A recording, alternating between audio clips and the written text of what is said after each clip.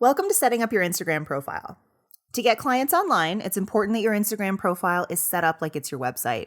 In the modern world, your social media profiles really are now your website or alternate business card.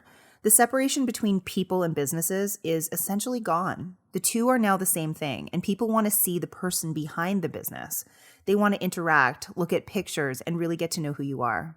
Instagram in particular is like a mini blog that gives people access to you at a glance.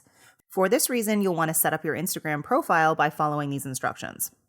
First, you'll need an Instagram profile if you don't already have one, which you can do at www.instagram.com, but it's actually better to use the app, which can be downloaded in your app store for free.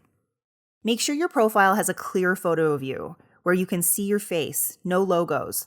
This is important for people to put a face to a name, know you, like you, and eventually trust you. You want to go through your profile and click on Edit Profile. Then click Change Profile Picture to choose one from your phone's camera roll. Next, you want to clean up your existing profile if you already have one. Make it clean and professional, but still show your personality. If you have photos of you doing stupid stuff, delete those.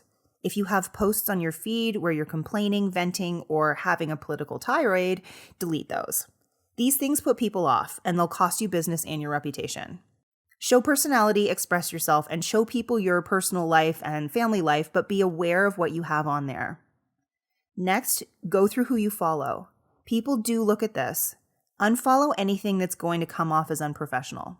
This includes bikini models, political extremist profiles, etc. Do follow local businesses and people who fit your ideal client profile. Next, state your I help to buy message in your bio. Remember, you have about 3 seconds for someone to make a decision about whether they'll stay or follow or whether they'll go. Here's a list of things you must have in your bio. We're going to call this your profile recipe. Your name. This can only be first name if your handle is first and last name, or your full name. This is the preference. Use your full name if you can. One thing I want you not to do is to use your handle in your name field, especially if it's something like Pedro's Real Estate. You want to make sure that in the name field, it actually has your name.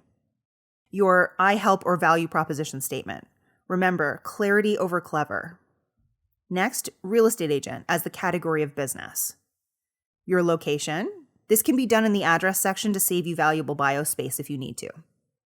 A link to your website or something valuable that you offer. A call to action to get people to click on the link. Why should they click and what will they find there? Include if you've been featured in any publications for real estate. Example, the Globe and Mail, the New York Times, or any name of any local press.